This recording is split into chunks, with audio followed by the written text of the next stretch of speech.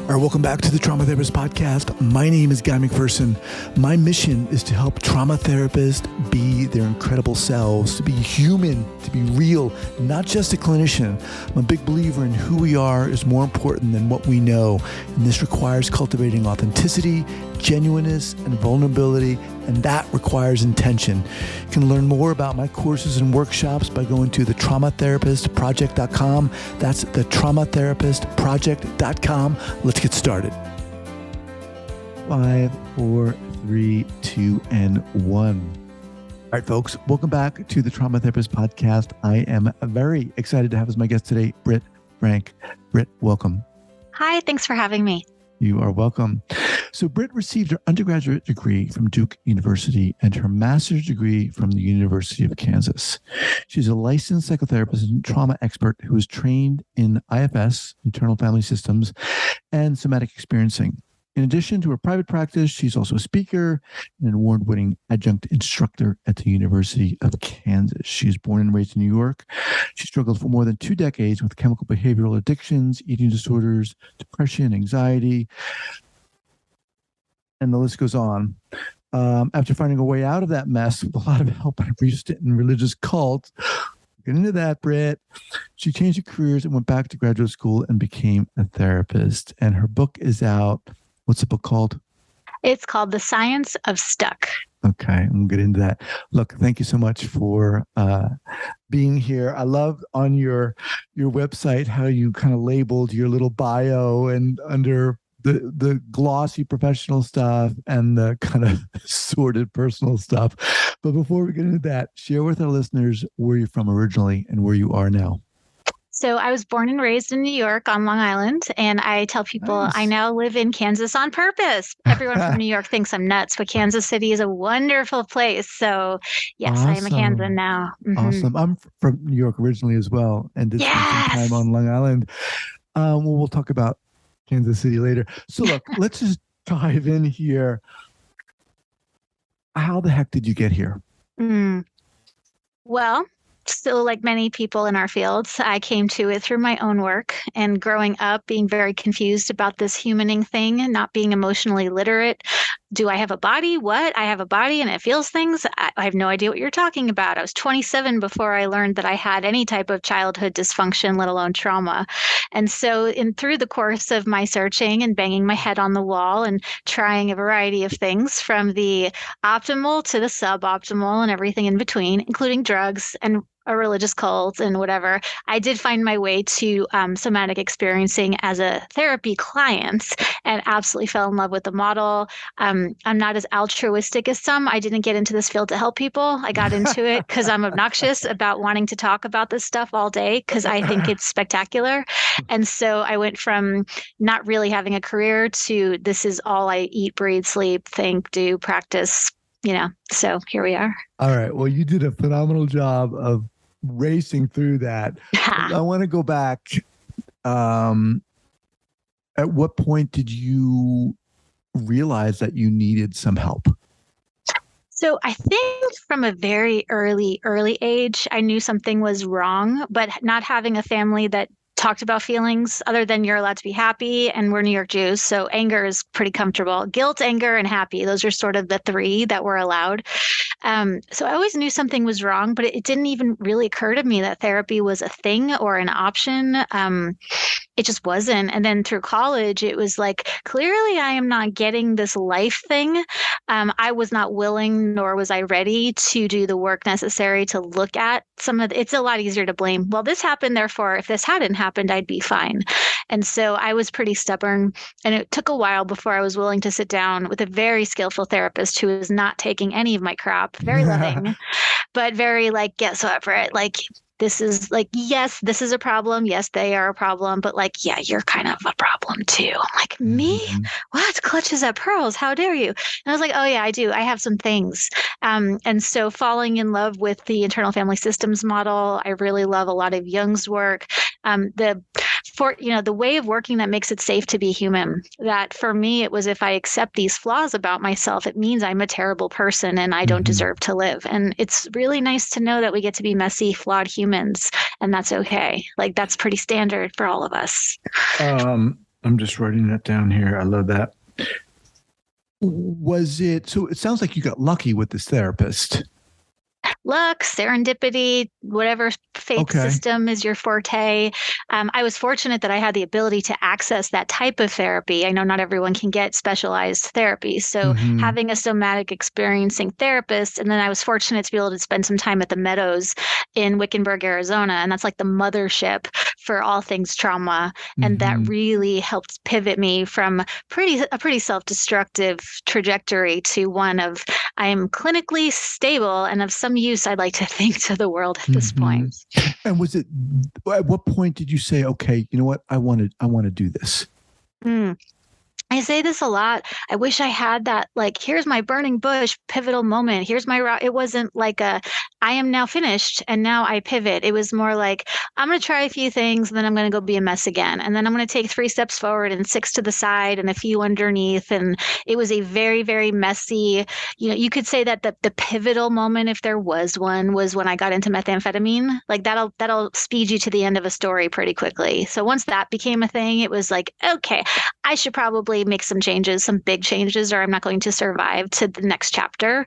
But it wasn't like I am now done and now I am healthy. Done, but when did you say, you know what, I want to become a therapist? I want to work with people and well, I went back to grad school in 2011. So if we're going to timestamp it, I had a good, 10, 15 years of just sort of floating around the world before I learned a few things and I was healthy enough to be functional and to be able to practice without harming people.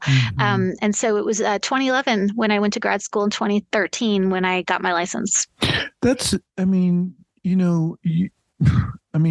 hardcore. Methamphetamines is friggin' hardcore stuff. Jesus. It is. Yeah.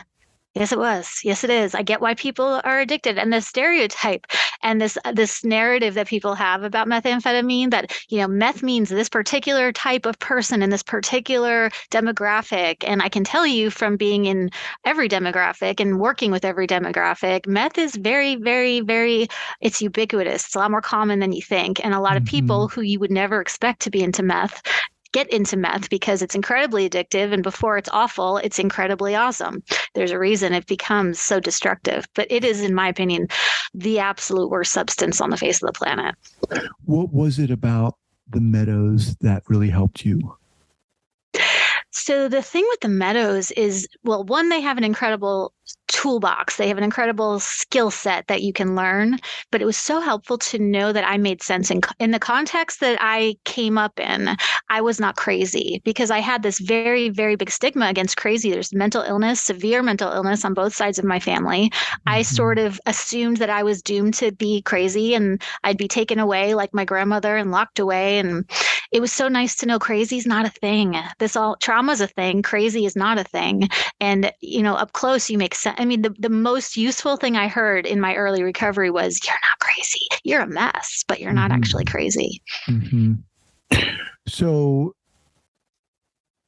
that understanding that you weren't crazy, you weren't going to get taken away, kind of really allowed you to see yourself, see your honor who you were.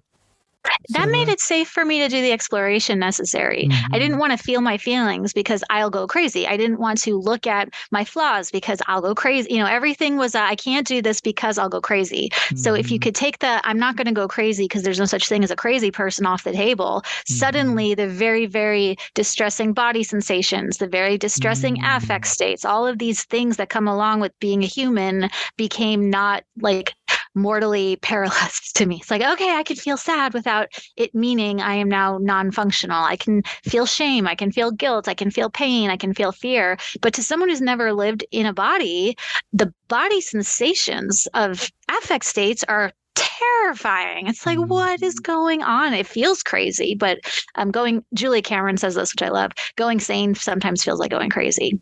When you said to yourself, I don't know, it wasn't an aha moment, when you realized that you wanted to become a therapist, what did you want to do? Who did you want to help, or what did you want to, what change did you want to help guide people through?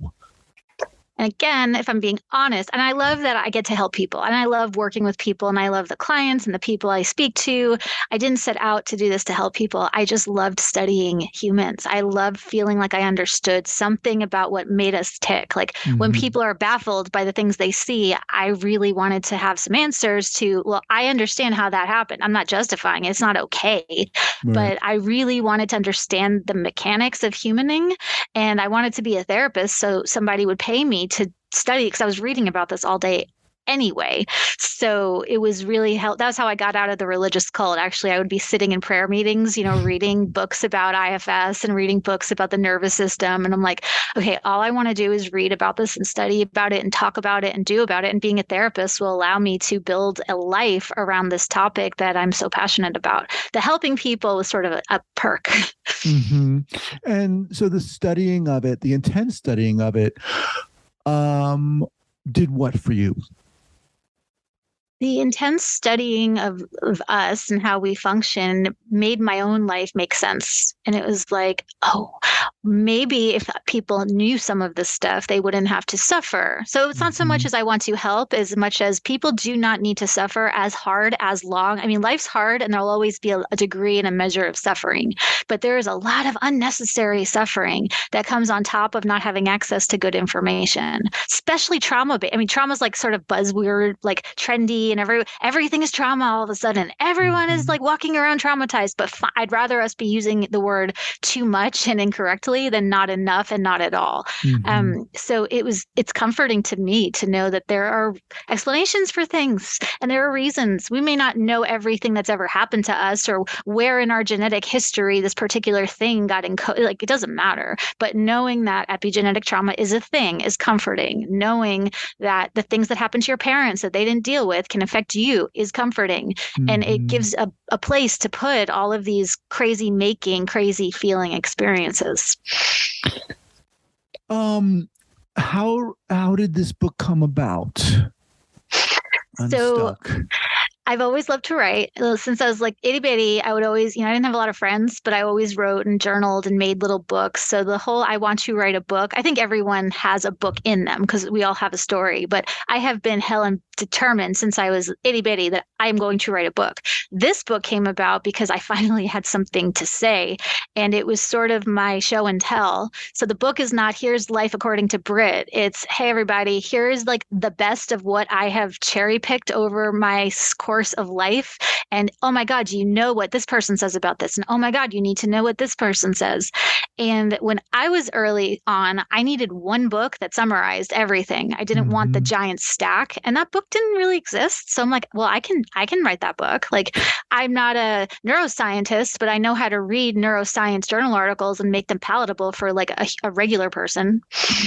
And what was that book that you wanted to write? What did you want to have said? The main point, and this is my message behind everything, is you're not crazy. You're not lazy. There's a reason that whatever I called it the science of stuck and not the science of trauma, because a lot of people think they don't have trauma. Fine. I didn't call it the science of mental health because a lot of people think that doesn't apply to me. But everyone knows what it's like to be stuck with finances, with relationships, with fitness, with money. Like everyone, I don't care who you are, gets stuck somewhere. And again, there's a reason. And I have seen from, again, every demographic, people are so quick to attribute their stuckness to some sort of internal flaw. It must be me. It's like, no, it's not you. Like, you have a part and you have some things you need to do, but there's no such thing as a lazy person or a crazy person or a not motivated person. We're always motivated by something. And so clearing misinformation and breaking myths is that was a biggie for me with this book. So let's get a little more specific here. Let's choose one of those, whether it's a lazy person or unmotivated person. Why don't they exist? What's wrong with being lazy? Well, I don't have a problem. I mean, if you're laying on the couch smoking weed all day and you're fine, like, then you're not stuck. You're making a lifestyle choice. Like, cool, good on you. I'm not here to tell you to do anything else. But for people who are like, I don't understand why I can't seem to get off the couch. I don't understand why I know that I'm supposed to do X, Y, and Z. Nevertheless, my like intention action gap is a 50-mile wide chasm. Like, Right. what is going on? But people don't know that you have a nervous system. And if your nervous system is freaked out by anything, it's going to go into fight, flight, or freeze. And that's not pathology. Like the mental health world has pathologized our humanity to the point where, it renders us completely inert. And knowing, hey, a freeze response is going to look like this, but it's not because you're lazy. You can't think your way out of a physiological response. And here's how you work with it. Sort of like driving a car. If the car's out of gas, you can sit there and scream at the car all day long. You can say, oh my God, I'm such a terrible car owner. I'm such a terrible driver. It's like, no, like there's a gas station up the road, and we just need to get your car to the gas station. And largely, a lot of the mental health stuff is similar. I mean, people who are subject to oppression and abuse, who have no access to basic needs, that's not what I'm talking about. I'm talking about the person for whom there's no logical reason why you're not getting up off the couch. So it must be that you're lazy. It's like, no, your nervous system's in freeze. And here's what that means. And here's how that happens. And here's how to work with that freeze, with the freeze response, so you can get going. Yeah, I really like that, because it's very easy for us. You said there's a lot of pathologizing going around. And when that's the case, we don't want to talk about what's going on with us, right? Who's going to think that if they're sitting on the couch, that could be related? Who's connecting those dots? And sometimes it's because we don't have the information, and often it's because we don't want like for me, and I'll speak for just myself, it was so much easier to hide under a DSM diagnosis than to deal with my stuff. It's like, no, I don't have to deal with my feelings. I just have borderline. I just have OCD. This is just who I am. And it's like, well, this is who I am is not neurologically accurate, because who you are changes, and our brains move and shift and map new patterns and new pathways. And so stuckness is either a function of not the right information or not wanting to have the information because it's icky and it doesn't feel very good. What do you see in terms of the state we're in now? I mean, there's a lot of information coming out about trauma now, as you reference, with the Me Too movement and so forth, crisis going on with teens and mental health. How does this play into what you're doing, what you're saying, what message you want to get out there? Mm-hmm.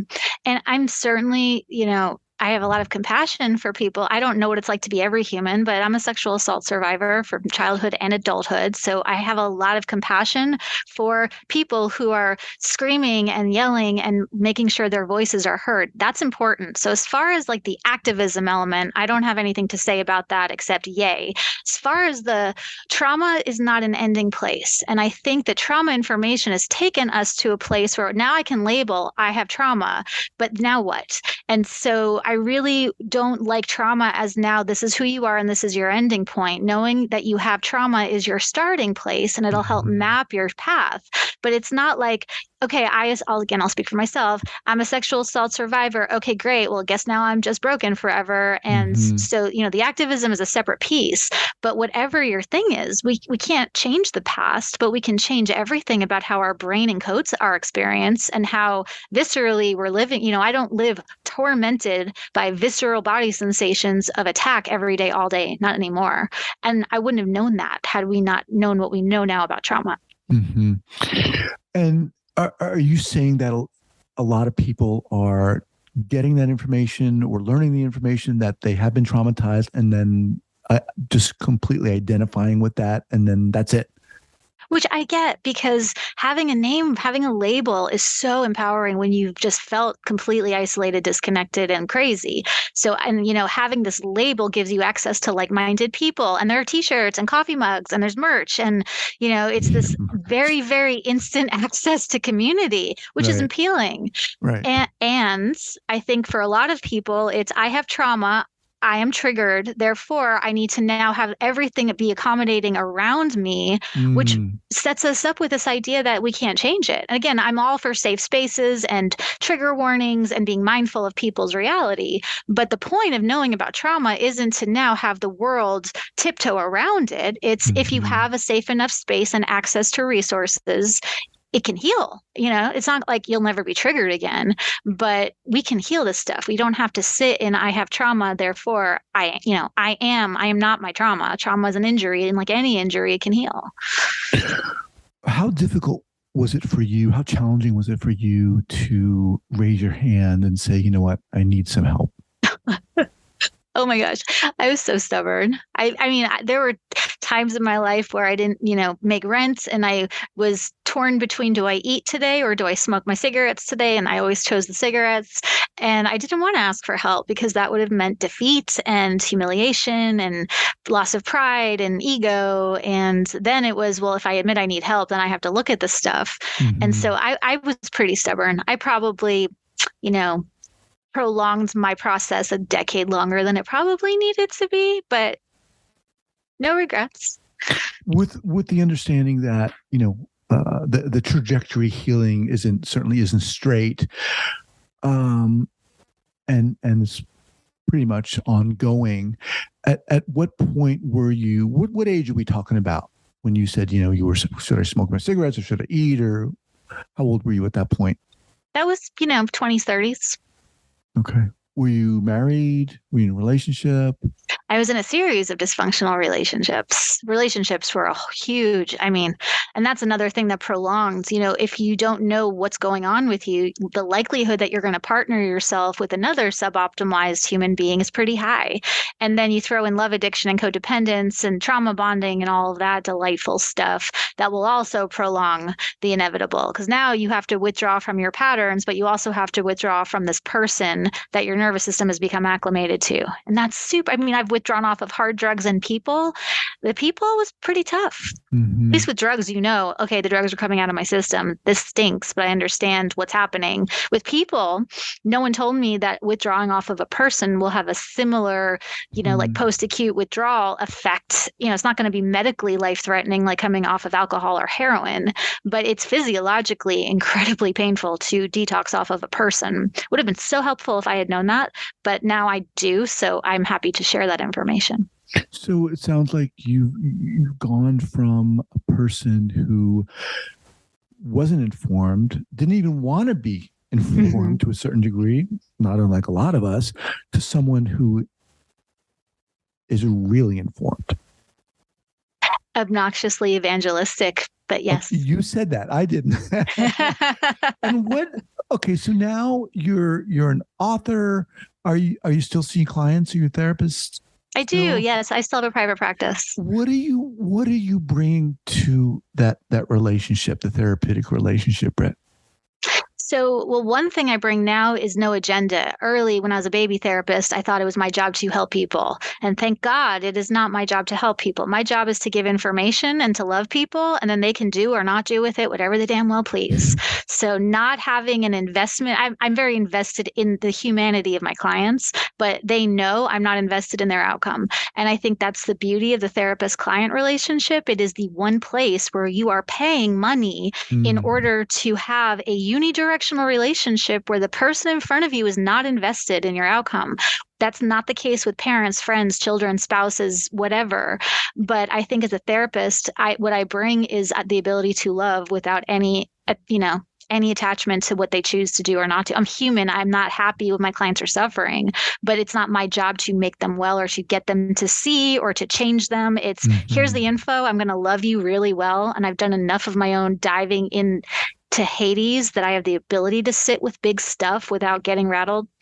And so I'll love you and not give two craps what you do or don't do with this information. And I think that's a really special aspect of what we do that you don't get anywhere else. And when you started, you said that wasn't the case. No, I thought we were supposed to help people. I thought we were supposed, and like if I'm a good therapist, if they get well. So and what I'm did that look like therapist, specifically when you were starting? Give me an example.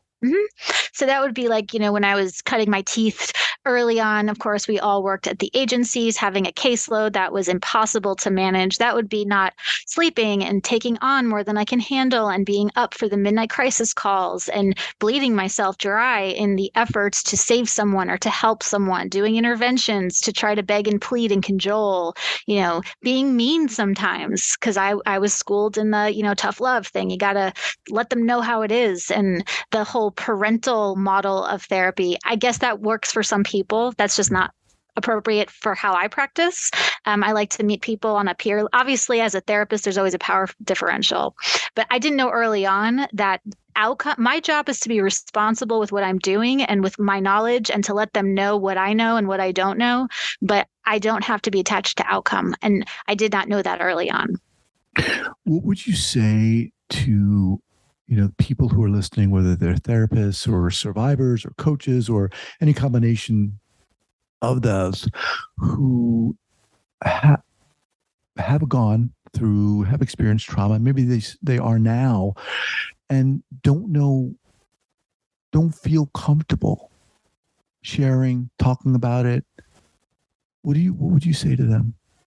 Then if you're not comfortable sharing, then don't. Fortunately, we live in a world where if you want to creep on online meetings with your camera and your sound off, do it. If you want to start with a workbook for a year and sort of edge into there's so many on-ramps to this work that I'm a really big advocate of. If you don't want to talk to someone, then don't talk. Like, you can spend all that effort arguing, I should really talk to someone and I know it'll be good. Like, what are you willing to do? And so I think it's a much better use of what's my step one? Well, I don't know. What are you willing to do? And what do you have access to? That's a much better place, because a micro step in any direction is preferable to the spin of I should and I don't and I'm not and what's wrong with me and I suck and blah, blah, blah. So if you don't want to talk to someone, then don't. What are you willing to do? And what are your choices is a much better pivot point, I think. So let's go back to the book, Unstuck. Who's it for? Who did you write it for? So I wrote the book for anyone who has sat with this. I seem to not be doing the things I say I want to be doing, and something is not working. Like, there's no logical reason. I'm not in an abusive environment. I am not wondering where my next meal is going to come from. I have my needs, my basic needs met, and I say I want to go to the gym, but here I am on the couch. I say I want a healthy relationship, but I keep dating the same person over and over and over again. So for anyone who has the gap between what they say they want and what they're actually doing, that's who the book is for. Which is a lot of people. As you're saying that, I'm like, yes, I'm like checking the boxes there. Yeah. Yeah. I mean, it part of that seems part of the human condition. And it is, yeah. Right. But the human condition doesn't know that you have a nerve in your brain that will like flip out and shut you down. And you have a system in your body that will flip out and jack you up. And so I would love to put an end to the what's wrong with me question. It's not what's wrong with you. It's your body is designed to adapt to your environment. And sometimes what your body is reading as safe or dangerous isn't matching what you're logically seeing. And if we can take this logic fight versus somatic fight and put it to bed and learn the language of our nervous system, we can do a lot more. Like, we can feel better, first of all, but people who feel better tend to not cause as much damage to other people. So, yeah. So as we kind of get ready to wind down here, so the logic flight versus somatic fight, rather, talk a little bit about that. So I know so many people, myself included. It's like, I know I shouldn't be freaking out. I'm anxious and I know there's no logical reason for me to be panicking about this thing. Nevertheless, I'm puking in the toilet and my heart is racing and my palms are sweating. Why can't I just shake this off? And again, we were not taught that you can't think your way out of a physiological response. But if you don't know that you have a body that does things, it's like all the logic in the world. You can do all the affirmations on the planet. You could do all the journaling. None of that's going to work if your body's in fight or flight. And again, to work with fight or flight requires a different language than the language of logic. And the language of the body is sensation and movement and, imagery. There's a lot of ways of learning this other language. So if we know that logic is one way our brain speaks, but there's this whole other way of speaking, that's why I love somatic work. Once you understand that here's this other language, then you can talk to yourself and work with yourself in a way that actually helps. So like, if you're panicking and there's no logical reason why, okay, you can argue with yourself for an hour, or you can jump into a cold shower, or you can, hold on to ice cubes or smell essential oils or push on a wall. And again, none of these things are magic panacea, make life better, but there are little hacky kinds of things you can do to calm your body down so that you can access your logic. So, Britt Frank, what's the best way for people to get in contact with you? So you can find me on Instagram at Britt Frank, and Britt has 2 T's. You can buy the book, The Science of Stuck, wherever you buy books. And my website is scienceofstuck.com. Wow. Okay. Now, just quickly. So would you recommend this book for therapists and obviously clients? Again, sounds like anybody. I mean, I like to think it has a broad market appeal. I really like this book for therapists because they can open any page with the client and find something useful. I didn't write it to be now I have to sit down and block out hours. I wrote it so you can open up literally any page and you're going to find a quick little nugget or a bullet point or a quick summary of do's and don'ts. If you want the deep dive, I've sort of like laid breadcrumbs out if that's your thing.